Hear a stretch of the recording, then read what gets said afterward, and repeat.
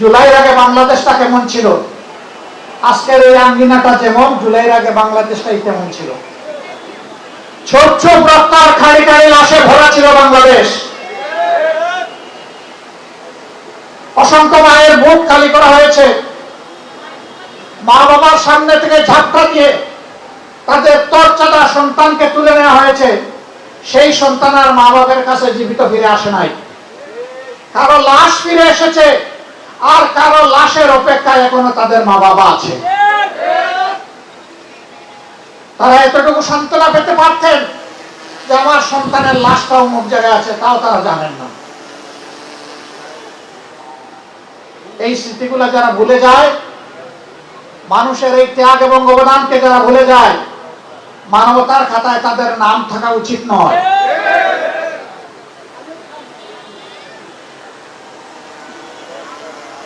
প্রিয় ছাত্র সুধী বন্ধুরা, 55টি বছর এক এক করে কেটে গেল স্বাধীনতার পর, এখনো আমরা হামাগুড়ি দিচ্ছি। ভালো একটা শিক্ষা আমাদের সন্তানদের হাতে তুলে দিতে পারলাম না।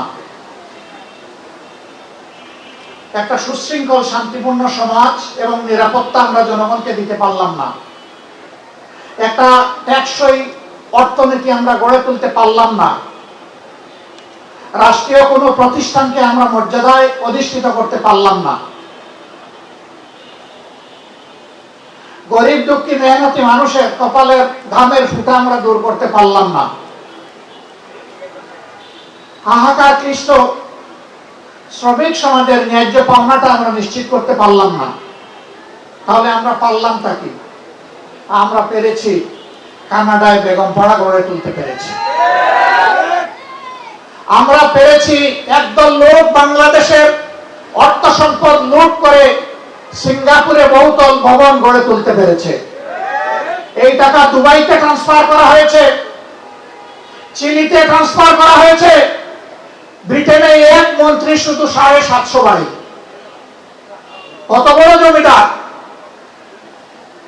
সব বাংলাদেশের জনগণের চুরি করা টাকা। বেলজিয়ামে গিয়ে দেখলাম এক মন্ত্রীর 900 দোকান আছে। আমি তো শুনেই আমার বেহুশ হয়ে যাওয়ার উপক্রম। আমি বললাম যে ওই মার্কেটটা আমাকে নিয়ে যাও। বললো এক মার্কেটে না, অনেকগুলা মার্কেটে। এরা কোথাকার জমিদার? এরা জনগণের টাকা চুরি করে ওখানে নিয়ে দোকান কিনেছে। জুলাই স্লোগান ছিল উই ওয়ান্ট জাস্টিস। আমরা বৈষম্য চাই না, আমরা ন্যায় বিচার চাই। ন্যায় বিচারের জন্য বিচার বিভাগটা স্বাধীন হবে। এই সরকার হওয়ার আগে, নির্বাচন হওয়ার আগে সবাই চিৎকার দিলাম, বর্তমান সরকারি দল বললো, আমরা বললাম। এখন নির্বাচন হয়েছে, এখন আর সরকারি দল স্বাধীন বিচার বিভাগ চায় না, স্বাধীন দুর্নীতি দমন কমিশন চায় না, স্বাধীন মানবাধিকার কমিশন চায় না, শক্তিশালী গুম কমিশন চায় না, স্বাধীন নির্বাচন কমিশন চায় না। আগের ফেসিবাদের আলোকেই তারা সবকিছু রাখতে চায়। এই জন্যই তারা গণভোটের গণরায়ও মানতে চান না। আমরা পরিষ্কার বলে দিচ্ছি, এর রায় বাস্তবায়ন বাংলার জমিনে হবে ইনশাআল্লাহ। জনগণকে অপমান করার সুযোগ কাউকে দেওয়া হবে না। 70 লাখ মানুষ যেখানে রায় দিয়েছে, এই রায় অবশ্যই আল্লাহর মেহেরবানিতে বাস্তবায়ন হবে।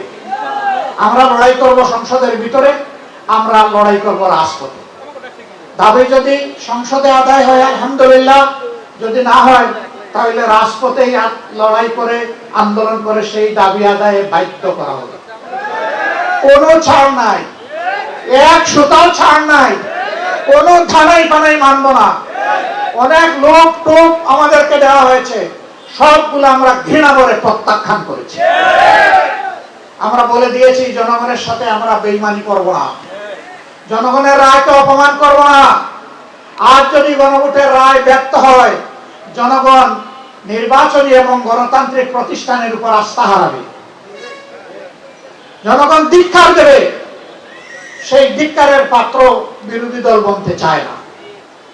এ দায়িত্ব আমরা নেব না। এই জন্যই আমাদের লড়াই, আমাদের সংগ্রাম।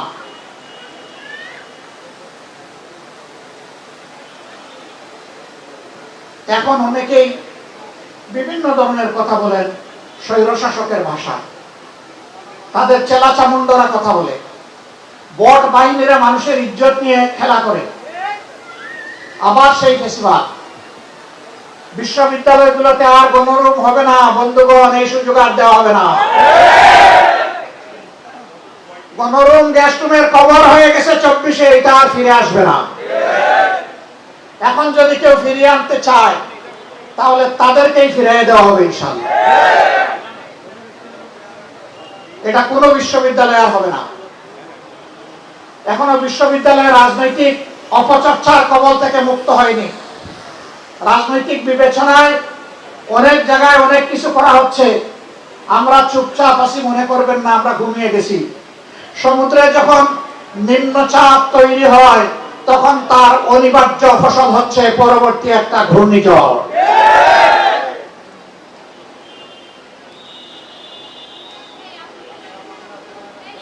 বন্ধুগণ, আবারও কথা দিতে আসছি, জনগণের স্বার্থের সাথে কোনো আপোষ হবে না, কোনো অপশক্তির কাছে মাথাও নত করা হবে না। এটা দেশীয়, আঞ্চলিক, আন্তর্জাতিক যাই হোক, ইনশাআল্লাহ যুবকদের প্রত্যাশার আকাঙ্ক্ষা বাংলাদেশ গড়ে দেওয়ার জন্য আমাদের বাকি জীবনকে আমরা উজাড় করে দেব। আবার যুবক হয়ে লড়াইও করব যুবকদের সাথে ইনশাআল্লাহ। যুবকদের হাত ধরে, যুবকদের সাথে থেকে, যুবকদের সম্মুখ ভাগে থেকে মুক্তির আন্দোলন চলবে ইনশাআল্লাহ। এই আন্দোলন কেউ বন্ধ করতে পারবে না। আজকে এই ওয়াদা, এই অঙ্গীকার আরেকবার করে গেলাম প্রাচ্যের অক্সফোর্ড খ্যাত ঢাকা বিশ্ববিদ্যালয়ের বুকে দাঁড়িয়ে। আল্লাহ তাআলা এই ওয়াদা পালনের তৌফিক আমাদেরকে দান করুন। এই আয়োজনের জন্য আবারও মোবারকবাদ জানিয়ে আমার বক্তব্য এখানেই শেষ করছি। আল্লাহ হাফিজ। বাংলাদেশ জিন্দাবাদ।